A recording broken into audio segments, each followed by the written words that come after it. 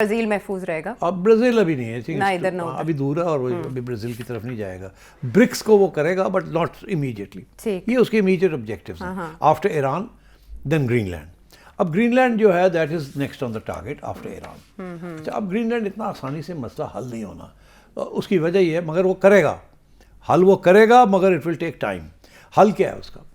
وہ کہتا ہے کہ جی میں خرید لیتا ہوں. وہ خرید نہیں سکتا. پہلی بات تو یہ ہے کہ گرین لینڈ کی بھی اپنی ایک کانسٹیٹیوشن ہے. It's an autonomous region. صرف اس کی فارن پالیسی, ڈیفینس اور فائنینشیل پالیسی جو ہے وہ ڈنمارک چلاتا ہے. باقی تو وہ خود آٹونومس سیلف گورنمنٹ ہے. ہاں, تو وہ جو ہے وہ دیکھیے ایگزامپل لوگ دیتے ہیں کہ 1917 میں امریکہ نے یو ایس ورجن آئلینڈس خریدے تھے ڈنمارک سے.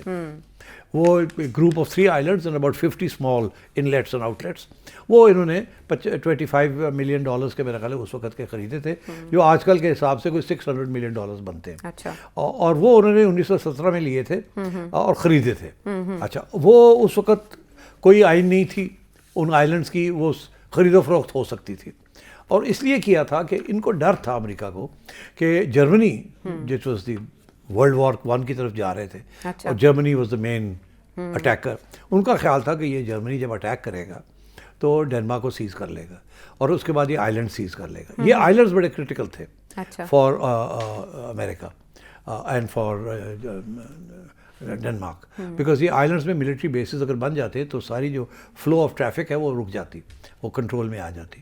تو they were afraid of this. So the Americans then persuaded the islanders and Denmark کہ ہم نے یہ خریدا.